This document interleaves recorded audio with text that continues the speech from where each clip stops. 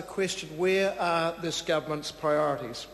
Where are this government's priorities? We are a week away from the end of the parliamentary sitting year, and here we are with the introduction of a bill, and the priority is a bill which abolishes gift duty for the wealthy. Some members opposite may recall that 3 months ago, my province of Canterbury was hit by a force 7.1 earthquake. A 7.1 earthquake. It has faded from view for some people, including some members opposite, but not for many members of the Canterbury business community who are still tonight facing the impacts of that quake, and the impacts extend to their businesses. They are not looking for a bill to abolish gift duty. They are looking for some assistance from the government to help them through a period which has seen in many instances turnover reduce by 50% or more since the quake. A week ago last night I attended one of the many business group meetings that have been happening in my city of Christchurch. One of the many, I was one of 2 MPs there, the other one was the Honourable Jim Anderton. It was a meeting called by concerned businesses who cannot sustain the jobs that they want to hold in the face of the impact of the quake on top of a recession which still very strongly lingers in Canterbury and across the country. At that meeting, one of the speakers was a woman called Judy Tardy, who has for more than 20 years run the Aspiring Language College. She is a Hungarian migrant who came to New Zealand for the opportunities it presented. She has worked very, very hard. She has paid her taxes. She is not looking for a cut in gift duty. She told the meeting she had survived the impacts business-wise of 9/11. She had survived the business impacts of the SARS crisis. She had indeed survived the recession. And what happened was, on the 4th of September, there was a 7.1 magnitude earthquake, which not only flattened many parts of Christchurch and Canterbury, but it also has flattened the prospects of many businesses, including her. Her business turnover is down by 80%. And she's not even sited within the CBD of Christchurch. She's actually based further out in my electorate of Christchurch Central in St Albans. But the images of the quake endure.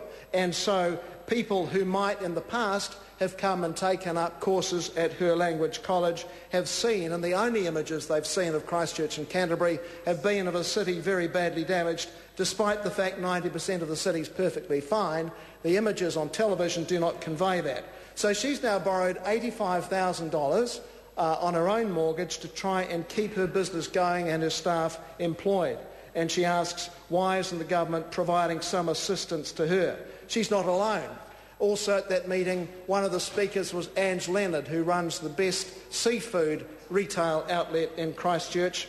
They were a Top Shop finalist last year. Her turnover, despite the business premises not being affected by the quake, is down by 50%. She's had to let 2 staff go. And these businesses are only a fraction of the hundreds of businesses across Christchurch and Canterbury that have been knocked for 6 by the quake and its ramifications, because people are not coming into the inner city in the same way as they used to. They're going to the malls, they're staying away. They are not looking for a cut in gift duty. They are not looking for this bill. They are looking for something to assist them. They are wanting a helping hand with cash flow.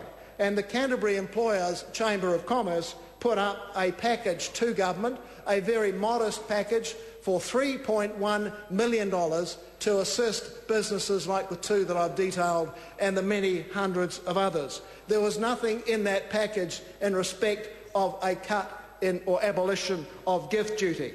It was around assisting businesses with such expenses as the relocation costs when they've had to move.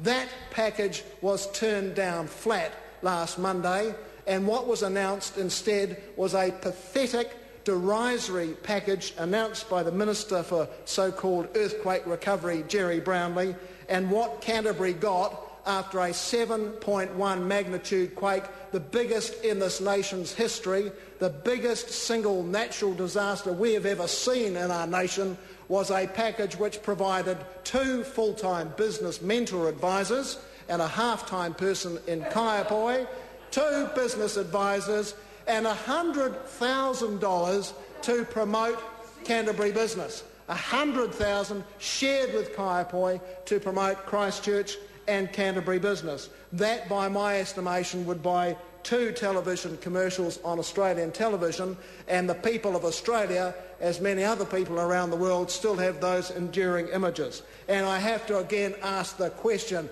where on earth is this government's priorities? We have a city still feeling the ramifications of the worst natural disaster. Where are the Canterbury members of Parliament opposite, standing up for their constituents, their businesses, which have been knocked for 6 by this quake? Here we are debating the introduction of a bill which simply is a further tax cut for those at the top end of the income spectrum, when we've got very fine business people who want to continue employing people who've been unable to hold on to staff in many instances because of the impact of the quake and all that it's brought upon our city and region, and we are not seeing the advocacy that we expect of members opposite when it comes to saying this is a time when the government needs to come to the help of Cantabrians. This is a time when we expect the government to intervene. If you're a farmer affected by snowstorms, you look to the government. If you're a region affected by drought, you look to the government. If you're a region affected by flood, you look to the government. Well, surely when you have a region like mine affected by a 7.1 magnitude quake of the type and size and scale which the Dominion Post suggested today could result in 1,500 lives lost in this city of Wellington, and our response package from the government is an absolutely pathetic, derisory $100,000 promotional package and a couple of business advisors, business mentor advisors. The member for Wairarapa is very welcome to stand up and defend that package and tell his constituents back in the Wairarapa that he thinks it's appropriate. And if the Wairarapa is struck by a 7.1 quake, expect you can get $100,000 to promote your region, because that's what's been given. And the reason given for not giving more help and assistance to the Canterbury business community was because of fear of creating a precedent. What on earth does that mean? Does that mean if Wellington's struck by a 7.1 quake, then you won't get any funding, because this government's priorities are very firmly focused on such measures as introducing another tranche of tax cuts for those at the top end of the income spectrum, and not delivering for people who are trying to keep businesses going in Canterbury. The member from Selwyn's very welcome to take a call and defend that package. I'd be delighted to have her solidarity, because I can tell you I've been raising these issues, I've been asking these questions, and I've not heard a peep from members like her, who should be defending her constituents, who should be standing up and taking a call and saying, give us a go, Minister, we are in need in Canterbury, and it's about time. Instead of giving eloquent speeches about the impact on her personally, she took a call and said, this is not good enough, Minister, this is not good enough, Government. We should not be debating a week of Parliament before we rise a bill which simply gives more money to those who do not need assistance, when we have employers, good employers in Canterbury, bleeding jobs, our inner city devastated by an earthquake, and all the government can do is come up with a package of $100,000 to promote our city. It's pathetic, it's derisory, it's giving the fingers to Canterbury. It is appalling treatment, by this government, and those members stand condemned. And if they're not going to stand up and take a call and criticise their government, then they should not hold their seats at the next election. And the people of Canterbury will judge them on that basis. They will judge them on that basis because they have failed miserably to stand up for their constituents and give what people are asking for. Very modest assessment proposed by the Canterbury Chamber of Commerce, and $100,000 was given of $3.1 million, a modest request from a responsible chamber, well-led, well-organised. Sorry to interrupt the honourable member.